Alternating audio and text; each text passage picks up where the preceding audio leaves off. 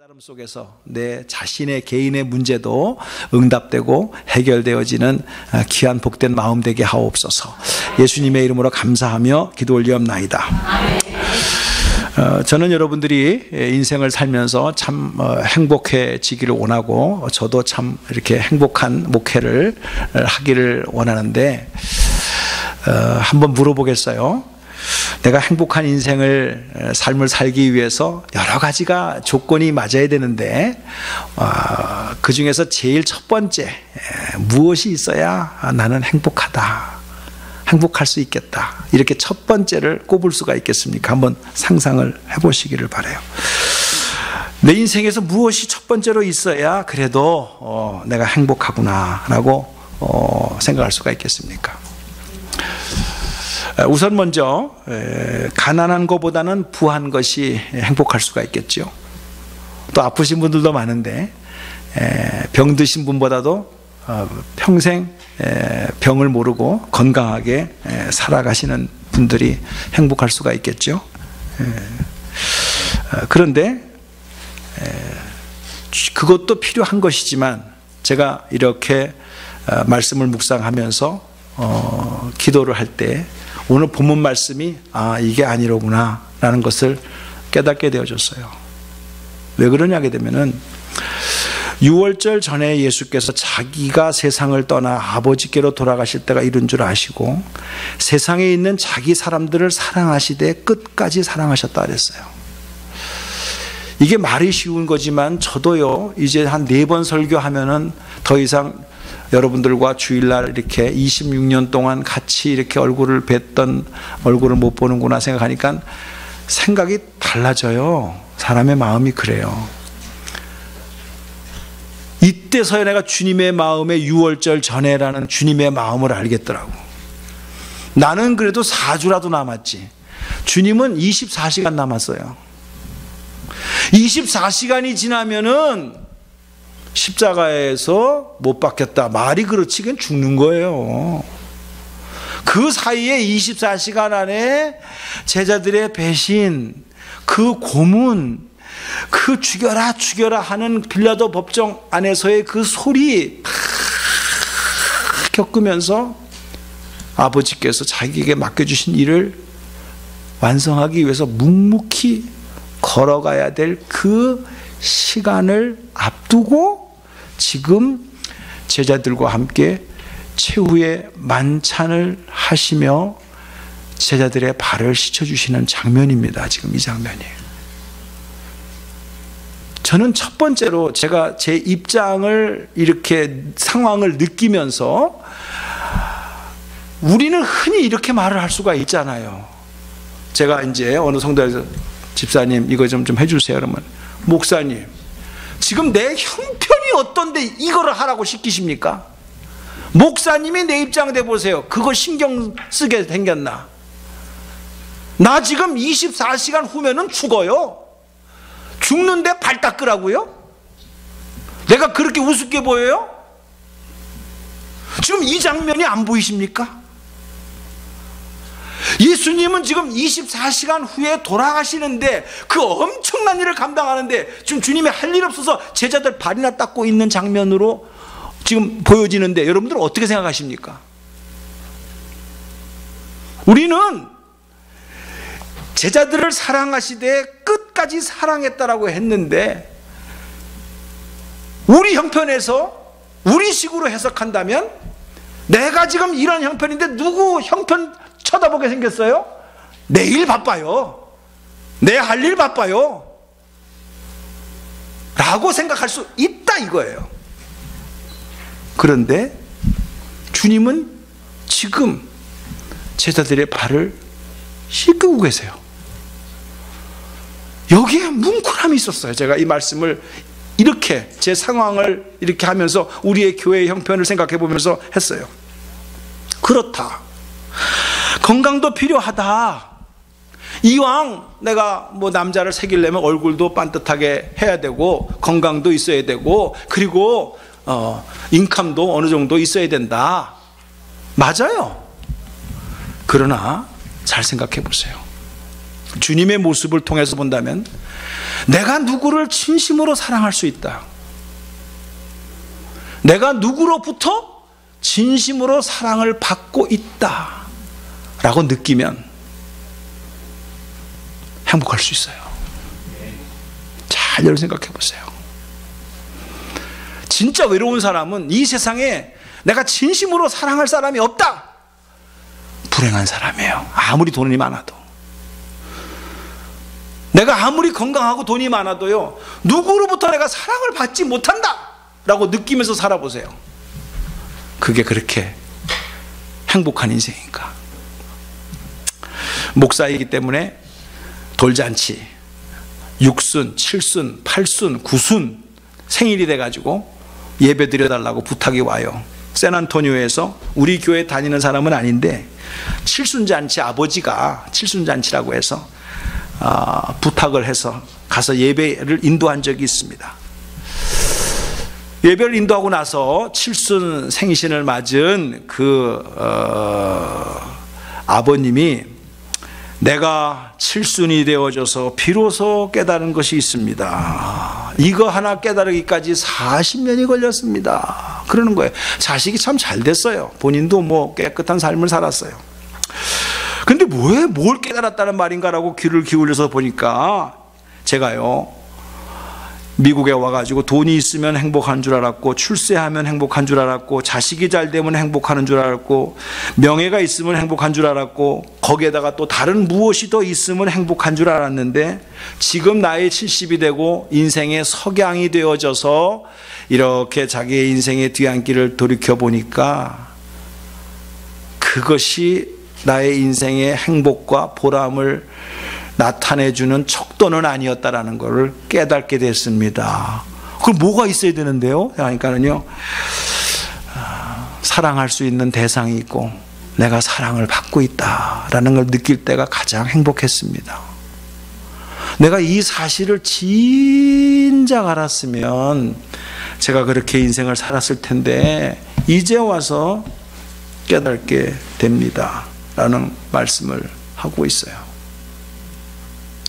여러분, 저는 여기서 예수님의 마음을 제가 한번 읽어봤어요.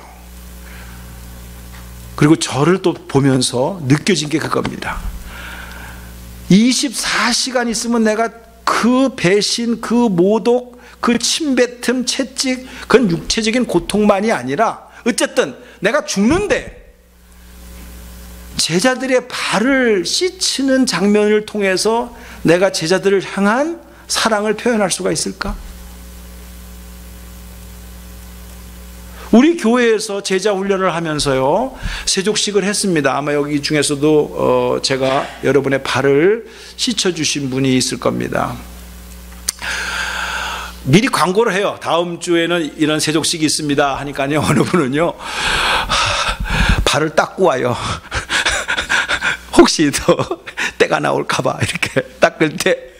하여튼 그런 장면이 있었고, 여기서 이렇게 앉아가지고 하고, 또 바이블 스터디룸에서 이렇게 발 닦는 세족식을 할 때도 있었고, 근데 참 뭐 눈물바다였어요. 울고 같이 웃고 기도하고.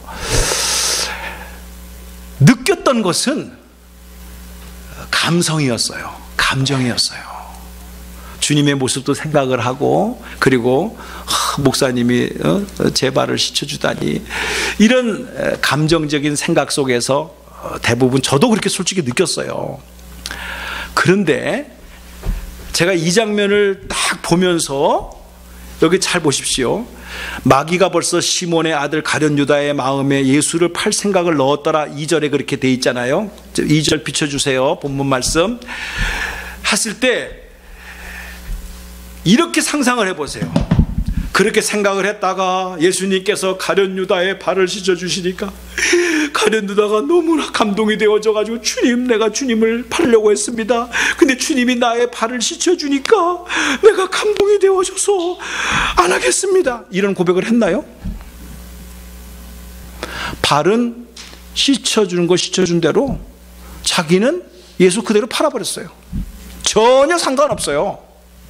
여러분, 세족식은 그런 겁니다. 무슨 감정에 감동이 되어져서 여러분들이 변화가 됩니까? 성경은 변화된 게 하나도 없다 그랬어요. 가룟 유다 욕하지 마세요. 베드로 끝까지 지조를 지켰습니까? No! 제사장들 앞에서 다 배신했어요. 제자들 어떻게 했어요? 다 도망갔어요.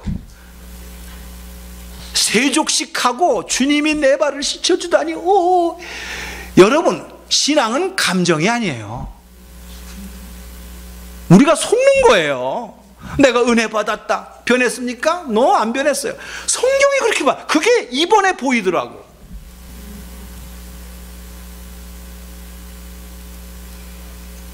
그러면 반대로, 아니 주님이 그 다 알고 계실 텐데 왜 말했잖아요. 이 중에 다는 아니니라. 깨끗한 자가 아니다. 다는 깨끗하지가 않다. 주님이 다 알고 계셨는데, 자, 예수님께서 가룟 유다의 발을 씻어줬을까요? 안 씻어줬을까요? 시작. 씻어줬어요. 요 새끼는 못된 놈 하고선 탁 고개를 돌리고 간 게 아니에요.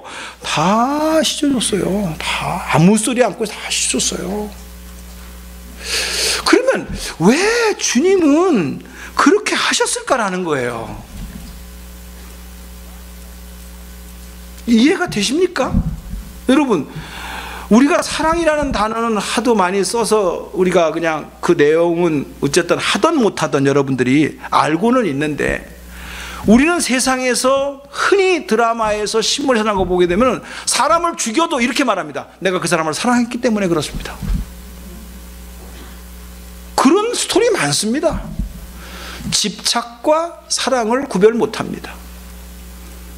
그리고 제가 두 번째로 여기서 또 깨달은 것은, 이게 6월절 음식 저녁 식사거든요. 그러면 이 잔치가 어떤 잔치입니까?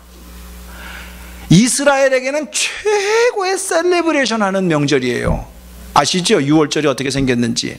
430년 동안 애굽 그 대제국에서 노예 생활을 하다가 하나님의 전적인 역사로 말미암아 애굽에서 해방된 날을 기념하기 위해서 생긴 날이 6월절이죠.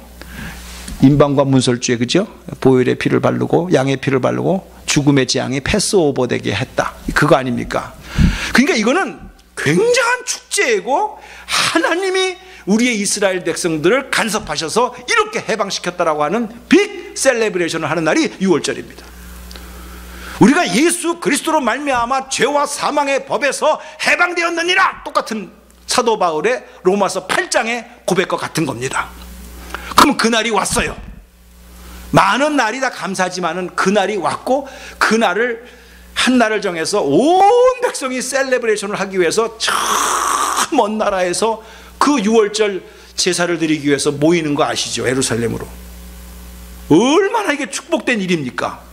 그런데 지금 본문의 내용을 보게 되면 제자들이 서로 째려보고 있어요. 왜 그럴까요? 보통 유대인의 문화는 아셔야 됩니다.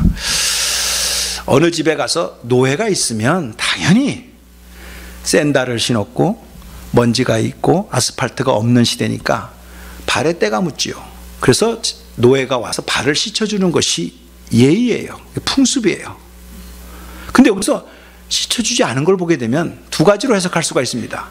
노예가 없는 가난한 집이라든가, 아니면 노예가 있었는데 마침 어디 가고 없다든가, 이래서 지금 발을 노예가 와서 씻어주지 않은 장면이에요. 두 번째로 우리가 가상할 수 있는 것은 이겁니다. 노예가 없으면 그럼 쾌쾌한 냄새 발에서 날 것이고, 좁은 공간 속에서 이제 식사를 해야 되니까 서로 씻어주는 장면이 있어요. 서로 이렇게 내가 너를 먼저 씻어주고 그 다음에 네가 나를 씻어주고. 왜냐하면 우리는 이렇게 앉아서 생활하는 문화지만은 외국은 의자에 앉아서 생활하는 문화이기 때문에 이게 쭈그리고 있는다는 게 힘들어합니다. 그래서 서로 이렇게 자기가 자기 발을 씻으려면 얼마나 허리를 굽혀야 됩니까? 그래서 남이 씻어줘요. 그리고 그 다음에 자리를 바꿔서 다른 사람이 씻어주는 것이 당시의 문화였어요. 근데 여러분들이 이제 깨우쳐야 될 것은, 먼저 씻어주는 사람이 그래도 같은 동료 안에서도 나이가 어리다거나 사회적인 신분이 좀 낮다든가 할 때에 먼저 씻어줍니다. 그리고 씻음 받은 사람이 그 다음에 이제 서로 상대방을 씻어주는 그런 문화거든요. 그러니까 노예는 없다, 제자들과 함께 다 들어갔다? 그러면서 그 분위기는 아주 썰렁합니다. 어떻게 썰렁해? 내가 왜 먼저 씻어줘? 이거예요. 너나 나나 이거예요. 잘 보세요. 지금 우리가 본문에는 없지만은 예수님이 예루살렘 올라갈 적에 엄마까지 동원해가지고, 그죠? 우리 아들 좌의정 시켜주세요. 우리 아들 우의정 시켜주세요. 기싸움하고 있는 거 아시죠? 치맛바람까지 해서. 그러니까 말은 안 해도 제자들이, 야, 예수님이 벌써 이틀 전에 벌써 예루살렘 입성할 적에 호산나 찬송하리로다 그 영광 다 봤잖아요. 드디어 이제는 딱 하나만 딱 하면 끝난다 라는 것을 다 기대감 속에 있는 마당에서 내가 어떤 장관직을 맡을까 라고 속고 있는데, 내가 왜 너에게 먼저 발을 씻어줘? 이런 분위기라고요. 잘 이런 분위기를 보세요. 자기의 이 분위기와 이 고정관념 때문에 6월절의 원 의미도 잊어버려요. 이거는 잘 보게 되면은 교회가 어떤 교시입니까? 예수 그리스도로 말미암아 구원의 방주로서 교회의 머리가 되신 예수 그리스도인데, 자기의 생각이, 자기의 주관이 꽂히면은 교회 우습게 봅니다. 욕까지 합니다. 이게 그 장면이에요. 두 번째로 제가 딱 느낀 것은, 자기끼리는 그렇다고 쳐. 그러나 예수님하고는 비교할 수가 없잖아요.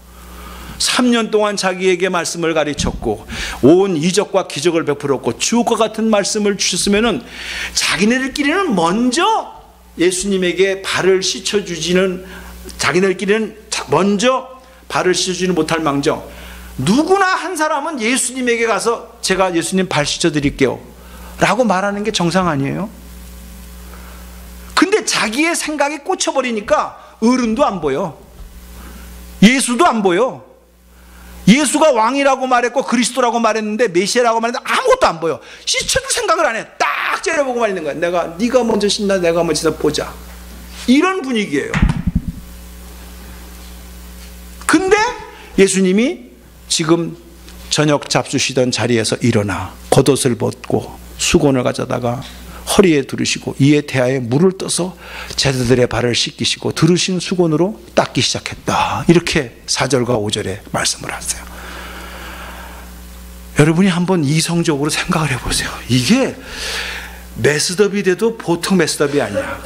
예수님은 지금 24시간 후에 죽을 건데 제자들 다리 씻어주는 거고, 그 다리 씻어줬다고 해서 감동받아가지고 은혜 받았다고 변화됐다라는 것도 아니고, 또 제자들끼리는 예수님 덕분에 출세한다는 생각에 붙여가지고 자기들끼리 기싸움하는 것은 이해가 된다고 치더라도 자기의 스승한테까지도 리스펙트를 안 하고 자기를 그렇게 가르쳐줬던 스승한테다 존경심이 없고 예수님 발도 씻겨주지 않는 상황 속에 있을 때 주님은 일어나셔서 지금 제자들의 발을 씻으려고 하고 있는 모습이란 말이죠.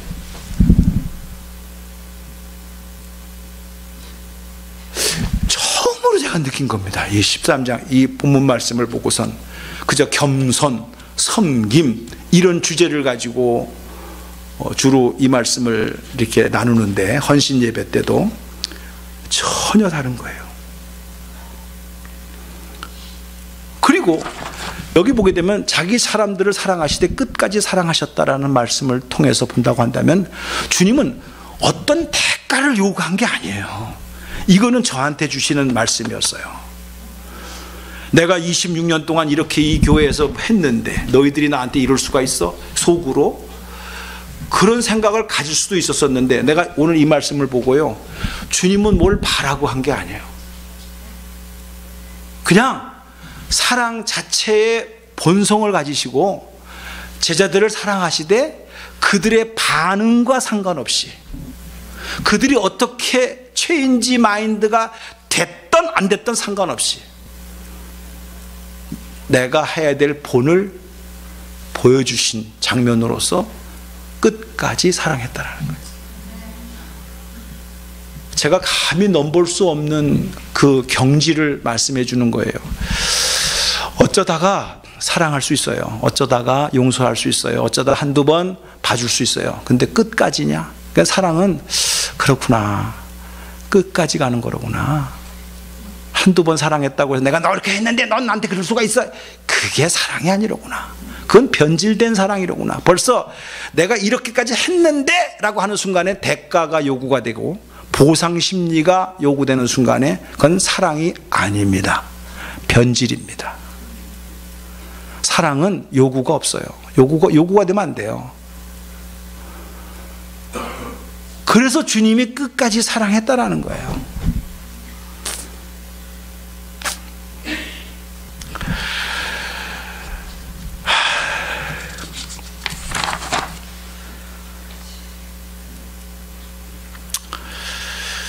예수님의 입장에서 내가 지금 이 형편에 너희들 발이나 씻어줄 군번이냐? 목사님, 내가 지금 이런 형편 속에서 지금 이런 굳은 일을 나보고 시키는데 이걸 일이라고 시킵니까? 나를 무시하는 겁니까? 얼마든지 공격할 수가 있는 상황인데 우리의 주님은 그 일을 하고 계세요. 그리고 그거에 대한 효과를 전혀 기대하지 않아요. 그리고 하시는 말씀이 지금은 너희들이 이해를 못하지만 나중에는 알게 될 것이다. 갈릴리로 가자. 거기서 만나리라. 너희가 세상에서 고난을 당하지만은 담대하라. 내가 세상을 이기었다 라고 하면서 그 마지막 만찬, 그것도 6월절에 그 셀레브레이션 하는 그 장소에 축제의 분위기 속에, 썰렁한 분위기 속에서 언제까지 내가 너희들을 갖다가 참고 기다려, 이렇게 책망하지 않으셨어요. 지금은 모르지만 이후에는 알 거야. 갈릴리에 가서 다시 만나자. 난 너무나 이 말씀이 너무 귀해요. 너무 은혜스러워요. 역시 예수님이시구나. 저런 말은 아무나 하는 게 아니로구나.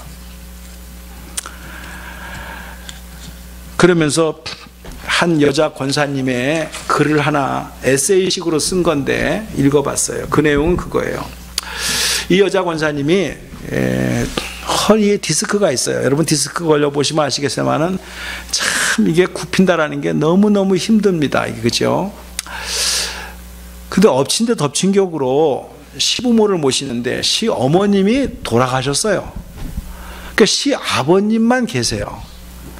그런데 시아버님이 3년 동안 일어나지 못하고 병수발을 며느리가 해줘야 돼요. 그때마다 이 며느리 권사님이 이렇게 아버지한테 얘기합니다. 아버지, 제가 아시다시피 디스크가 걸려가지고 허리가 아파서 더 잘해드리고 싶은데 내가 그렇게 컨디션이 안 돼서 못해드려 죄송합니다 라고 이제 얘기를 하니까 아버님은 또 아버님대로 얘야 며느라, 내가 빨리 나와서 너를 도와줘야 되는데 네가 이렇게 고생을 하니 너무 내가 미안하다, 참 죄송한 마음이다 라고 하면서 그렇게 아름다운 교제를 하면서 병수발을 하는데 3년 있다가 그 시아버지가 돌아가셨어요.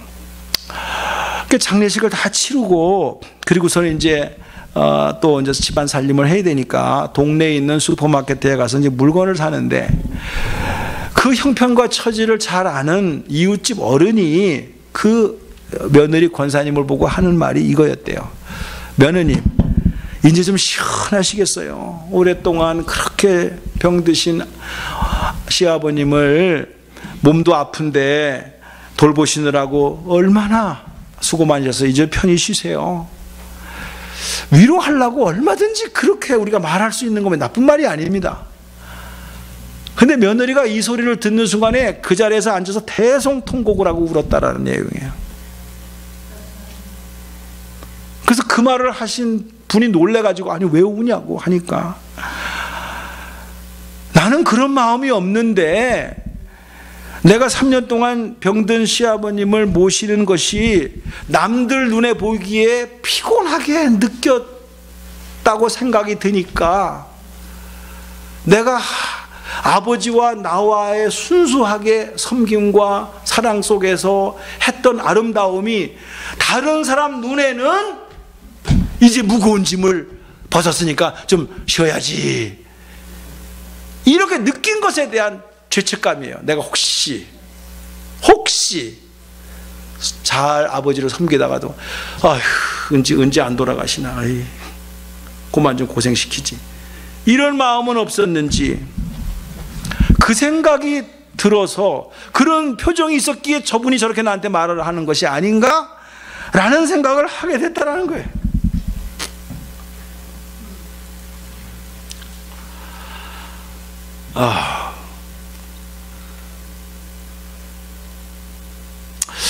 근데 결론을 내리겠습니다. 그러면 주님은 어떻게 다 알면서도 그렇게 할 수가 있었을까?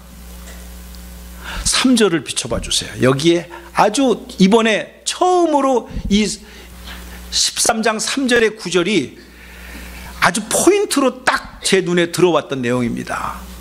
자, 저녁 먹는 중 예수는 아버지께서 모든 것을 자기 손에 맡기신 것과 또 자기가 하나님께로부터 오셨다가 하나님께로 돌아가실 것을 아시고 알았다 이거죠. 그래서 저녁 잡수시는 중에 벌떡 일어나서 제자들의 발을 씻어주려고 준비를 하신 모습이라고 4절 5절에 연결되는 거예요.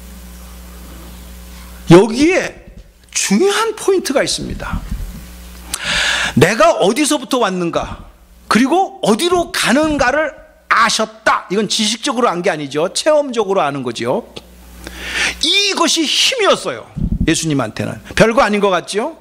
근데 이게 힘이에요. 그리고 저는 여러분들에게 강력하게 오늘 말씀의 메시지의 핵심 중에 핵심을 선포합니다. 어떻게 주님은 다 아시면서도 끝까지 사랑할 수 있었고, 그렇게 24시간 후면은 돌아가실 상황인데도 불구하고 제자들의 발이나 씻어주거나 있었을까? 변화되지도 않을 제자들, 다 도망갈 제자들을 왜 그렇게 할 수 있었을까? 라고 하는 것은 인간적인 생각이 하나도 아니에요. 딱 보세요.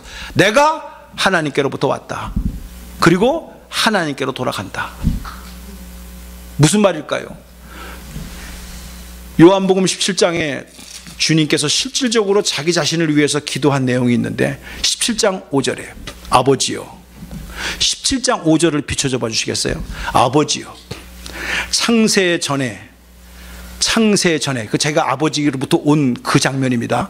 창세 전에 내가 아버지와 함께 가졌던 영화로서 지금도 아버지와 함께 나를 영화롭게 하옵소서. 자기는 아버지로부터 왔는데 그 창세 전에 아버지와 함께 누렸던 놀라운 영광을 그는 실질적으로 체험했던 분이세요. 그리고 이 땅의 모든 무거운 짐을 다 내려놓고 십자가 후에, 그리고 그 아버지의 품으로 가면서 다시 나를 영화롭게 할 것이다. 무슨 말입니까? 이거면 됐지.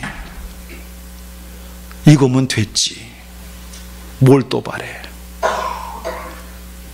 주님 앞에서는 배신을 할, 도망갈 제자들의 발을 씻어주는 게 전혀 문제가 되지 않았어요. 내가 이렇게까지 했는데 너희들은 나한테 그렇게 할 수 있느냐, 이런 생각이 없었어요.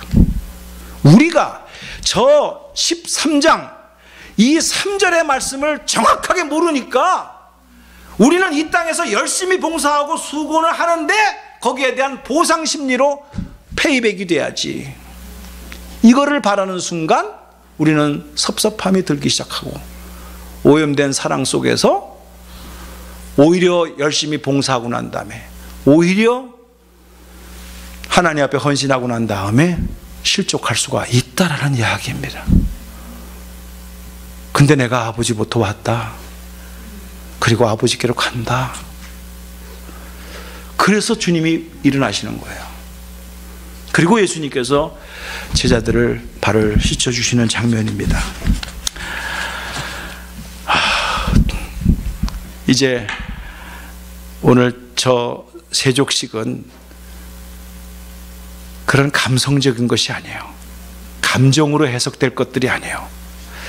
우리의 실질적인 현상에서 나타나는 하나님의 크신 뜻을 딱 자기의 전생의 중심을 두고 살아가신 예수님이 그것 때문에 24시간 죽음을 앞두고 여유 있게 제자들의 발을 씻어주시고 여유 있는 표정과 여유 있는 아름다운 말씀으로 지금은 몰라. 그러나 나중에 알게 돼. 갈릴레 가서 만나자. 너희들도 고난 당할 거야. 그러나 깨닫고 나면은 돼. 깨닫고 나면은 알게 돼. 드디어 성령이 오시잖아요. 그리고 성령 받잖아요. 그 순간에 제자들은 깨달아졌어요. 드디어 이거였구나. 영의정 좌의정 출세하고 돈 벌고 건강하고 이게 아니었구나.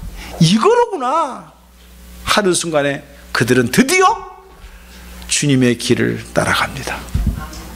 그리고 그 뜻을 깨닫게 됩니다. 그 아름다운 소식이 2000년 후에 저에게도 여러분에게도 들렸어요. 제가 이번에 저 말씀을 묵상하면서 깨닫게 된 게, 혹시 제 표정 속에 내가 그래도 여기서 이렇게 했는데 그러냐, 이런 표정이라든가 그런 감을 가졌다 용서해 주시기 바랍니다. 저는 전혀 제가 이렇게 한 것도 은혜고 관두는 것도 은혜고 여기에 출석 안 하겠다라는 뜻도, 여기까지 제가 할 일을 다 했습니다. 더 이상 제가 주님의 은혜 속에서 왔는데 다른 사역을 위해서 또 하나님께서 맡겨주시면 하겠습니다. 여기는 새로운 리더자에 의해서 움직이겠습니다. 전혀 제가 섭섭하거나 기대했던 것이 안 됐다고 했다면 여러분들이 용서해 주시고, 주님의 제자의 발을 씻어준 것처럼 그런 마음으로 가볍게 웃으면서 아름다운 이별을 하려고 합니다. 감사합니다. 그동안 할렐루야.